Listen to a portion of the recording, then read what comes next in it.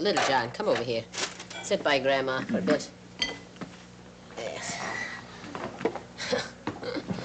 It's good, isn't it, having the babes with us today? Oh, it certainly is. I'm very grateful for it. Though certain people will cast a possessive look at certain cousins' presents. I don't think she's ready to give that up. No, I'm afraid she isn't. Do you know, when I see that look come into his eye, John, it takes me back. You know, I was, just a little older than you, and I received a grand pair of stockings for Christmas from St. Nick. And before I get a chance to put them on, do you know what my sister did? She was wearing them. She had a hole in the knee. What, Annie? Yeah. Annie was the devil when she was young, let me tell you. Well, the minute I saw that hole in my stockings, I lit out after her. My father had quite a struggle getting the two of us apart. And he said, first thing, we had to apologize because Christmas was not a day for quarrels. And you know, I thought, I'm not going to apologize first. After I'm the wounded party. And my sister Annie, you know what? She's not going to apologize, she said, because she remembered that she got a good one in the ribs from me. And you know, John, the two of us were so stubborn. We would have stayed mad the whole day. Yes, we would have. Except my father, who was a genius, set us down and reminded us that Christmas was not just a day of presents. No, it was a very special day for a much more important reason. It was supposed to be full of love shared and forgiveness and reconciliation. Lady. Well, my sister and Annie and I, we didn't want to give in, even though we knew the doll was right. And I'm embarrassed to say it was my sister who came over and said she was sorry first. And I was so relieved. I started to cry. Now, there's two morals to that story. And one is to leave other people's Christmas presents alone on the day that they get them, at least, so they can wreck them themselves. And the other is that making up a quarrel is the true spirit of Christmas. I'm mighty glad when I look back to see that my sister Annie and I, though we were very angry at each other, we didn't let ourselves stay that way.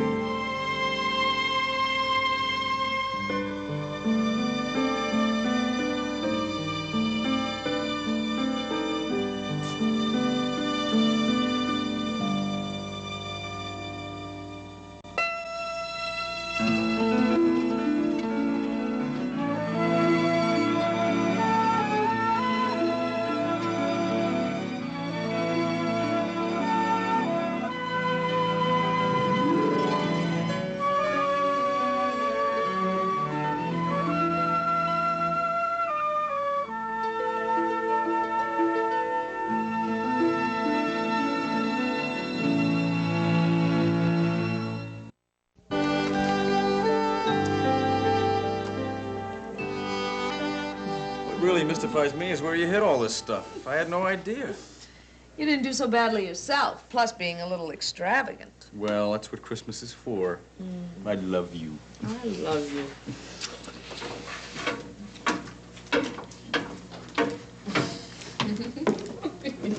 Merry Christmas. Merry Christmas. Oh, good Hope I didn't morning. stay too long in the bathroom. Oh, you must be shriveled. Thanks for your tact.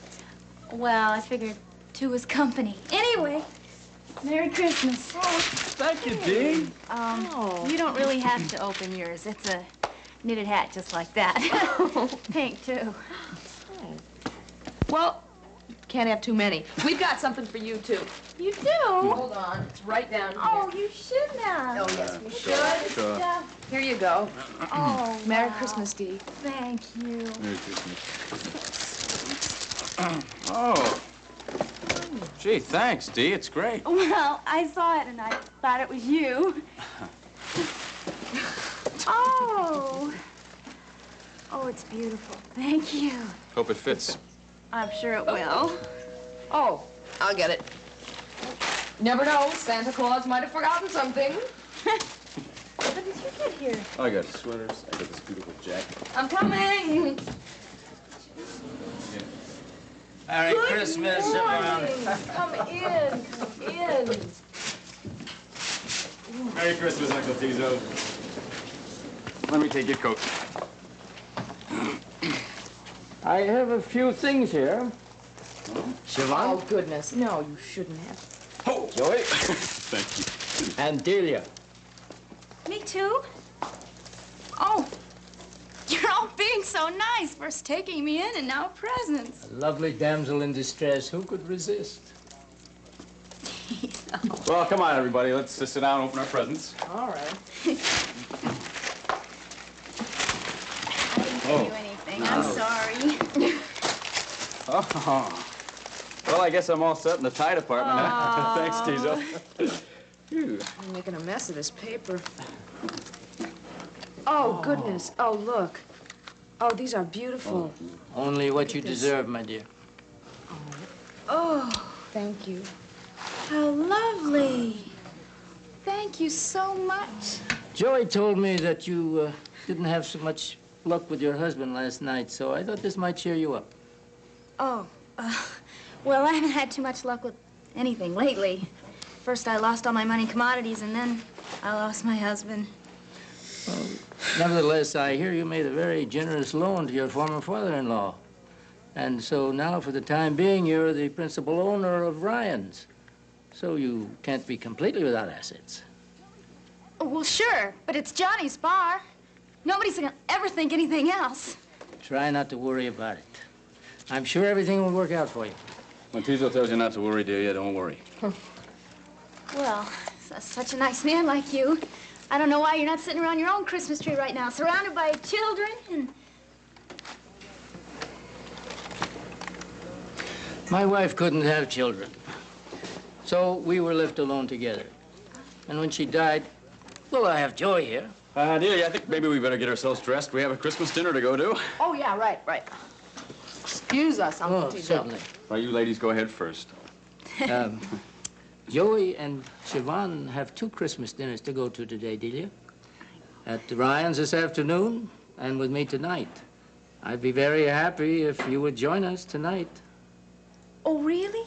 If I wouldn't be intruding. You are so sweet to think of me. It means a lot right now. Thank you. My pleasure. I'm gonna wear this.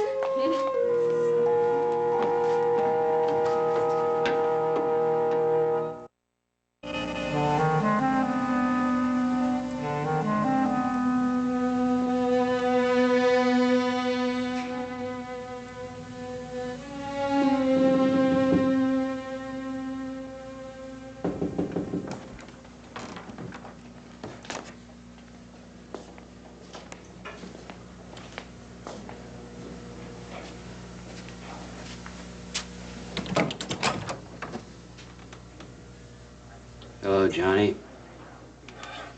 Jack, look, I came down to see you in person.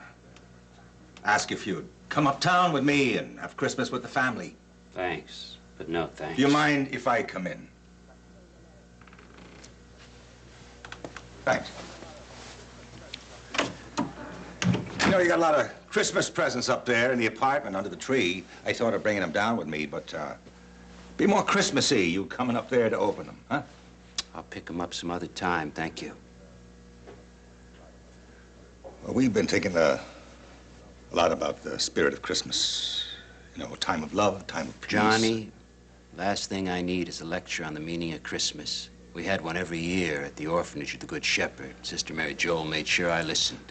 I heard the message. Well, I'm going to say this to you, Jack, whether you want to hear it or not. Christmas is a holiday where families should be together, right, John? So I should come uptown and be the good son-in-law, right? That's exactly right. Well, wrong. I don't want any part of it. I know that, Jack. You made that abundantly clear, and it'd be perfectly all right with me, except for one thing. Which is? I don't want you to stay away from the family because of me or anything I've done. Okay, let me try to set your mind at rest. What I'm doing has nothing whatsoever to do with you. If I'm not up there, it's because I don't want to be up there. Put all the blame on me. Nobody's blaming you, Jack. I don't want to make any connections right now, Johnny. Well, Jack, there are people up there who think you've already made some connections.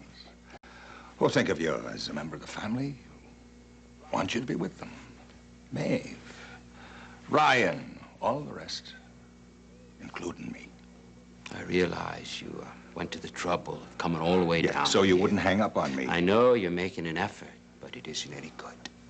Well, I'm not as convinced of that as you are, Jack. I was hoping I could persuade you to allow yourself some comfort. It's what Mary would want. Don't you tell me what Mary would want. And save the rest of your crap about people needing each other and family rallying around. I am going to say it if it's true, Jack. The truth, as revealed by Johnny Ryan. Man, why won't you listen? Because I've heard it all before. You're the one who doesn't listen. I keep telling you. I got along without connections before Mary, and I'll get along without him now. For God's sake, man, you've got a little child up there. I want you to leave now. I will not let you walk away from that little girl. She's not a connection you can just break. Listen, Johnny, for Maeve's sake, I don't want to fight with you.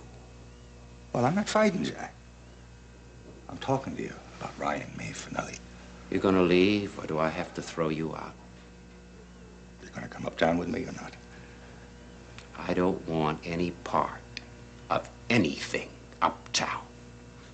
Is that clear enough? I don't believe you, Jack. You better. No, I've seen you with that little girl. I don't believe you'd allow her to spend her first Christmas alone without her mother. I don't believe you'd walk away from Maeve, who loves you. From all the rest of the family who love you. Or even from me.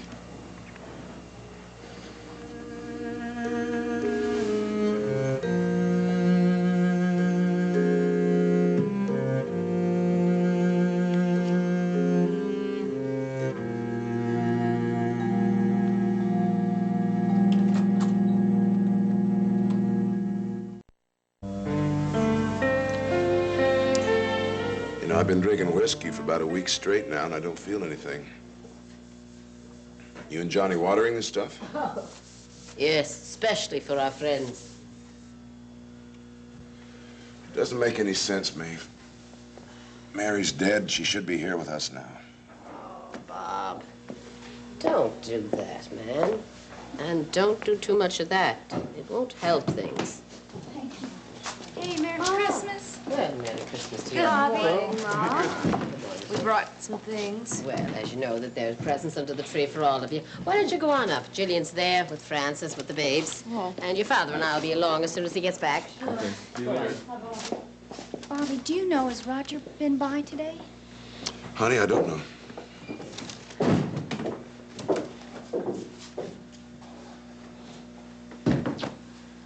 No luck.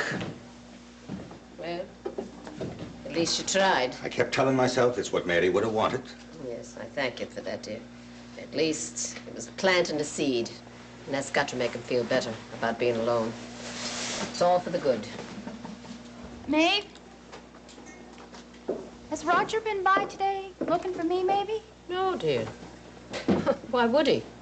Well, we're sort of separated, and I was just hoping... Separated? Dee, what in the hell are you talking about?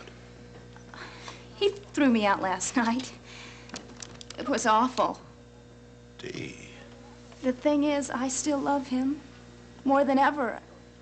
And I think I've lost him now. Well, we thought the two of you were doing just great together. Oh, we were. Until my commodities started going wrong. First it was bananas, and then wool, and the next thing I was in debt to my broker. Well, you didn't lose all your money. And then Dan kept urging me to borrow more. And I thought I was going to make it all back by investing in rice. Rice? Yeah, I heard you talking about it to Bobby. Well, you certainly didn't hear the entire conversation, dear. Well, I don't know. All I know is that I wound up owing him $50,000. He started pressuring me for the Well, money. if he's the kind of rat I think he is. Yes. Got me up to his corporate apartment that they keep for out-of-town clients. Except I think they really keep it for people like me. And he gave me all this champagne. He said he really wanted to be my friend. But I really had to do something about that money I owed him. And so you know. I'll kill him.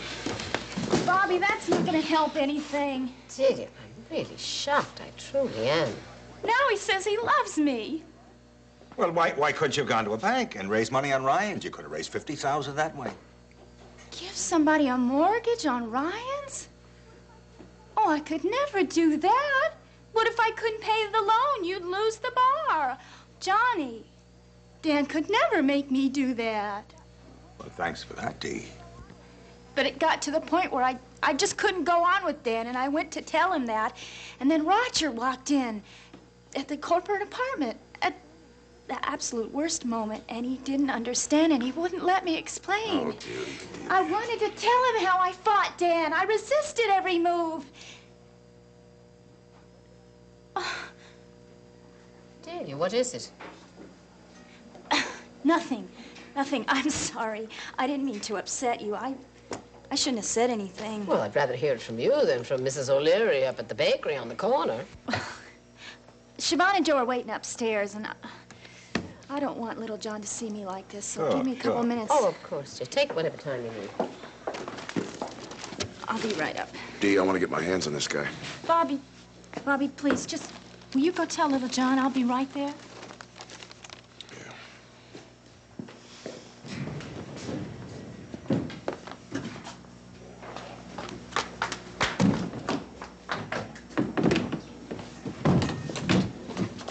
This isn't fair. What are you doing here?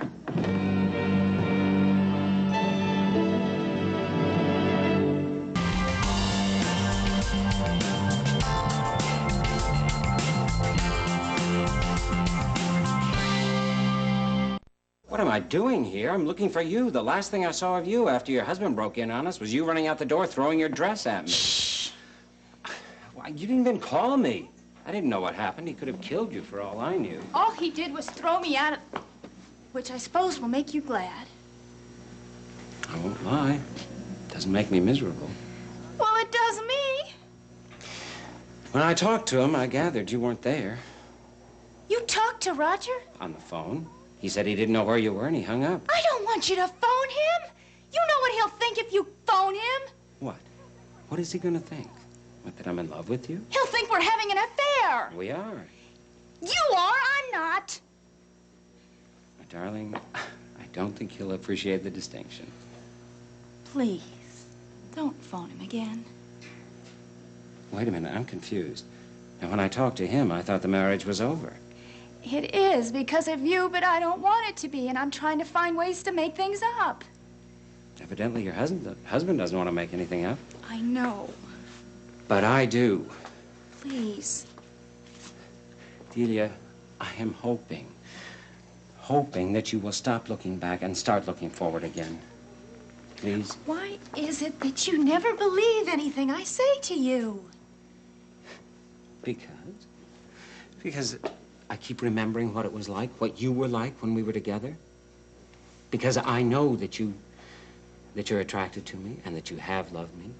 And also because I know that I can make things up to you for causing so much unhappiness. I can't see how.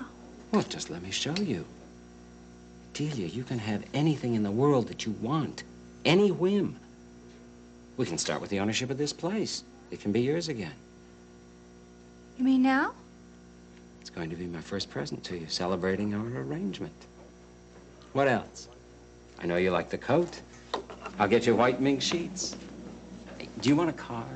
I'll get you 2 cars, 6 cars. I'll have a chauffeur for each one. Delia, we can go to Paris, to Rome. Oh, let me tell you, in the Far East, there are such enchantments there. There are things, believe me, that Westerners never even dreamed of. I don't want to go anywhere. I love New York. All right. What, you don't like the idea of the apartment midtown by the office? I'll get you a penthouse overlooking the park, or a townhouse by the river, or your own duplex on Park Avenue. How big do you want it, huh? How many rooms? 9? 15? You've been It'll be thinking as about big this as you all along, want. haven't you? Right from the first afternoon, when you found out Roger was having an affair and you came straight to me. He gave her up. No, he gave you up. The fool. So maybe that's why you took so many chances. That's why you phoned me in the middle of the night, so Roger would wonder, so he'd be suspicious. Believe me, I never wanted to hurt you. Yes, you did. You wanted him to find out. You're happy he threw me out. No. I am upset about this. But tell me, somewhere, aren't you glad to be rid of an unfaithful husband? He is not unfaithful. All right, it doesn't matter. Delia, all I want is for you to go back to being the person you were when we were first together. Please. You can have anything you want, everything you want. Stop it. Don't you remember what it was like when the two of us were together? I'm trying to forget. That's all that I can think of. Dan, no. All right, mister, let's just take your hands off. Hey, wait a minute. What is this? Bobby, my sister, you Bobby, little rat. stop Get it. your hands off of me! Bobby, let him go! Right. Let go! Bobby, you don't understand. You don't understand. I still owe him all that money. Now you have to calm down. Please. Dan, I'm sorry. You have to make up your own mind. Now, you reconsider about me and everything that I have to offer, and come tell me that you want what I want, or I'm going to foreclose on this place Get the tomorrow. hell out of here. She doesn't want to talk to you. Okay. I'll call you tomorrow. I promise. I promise.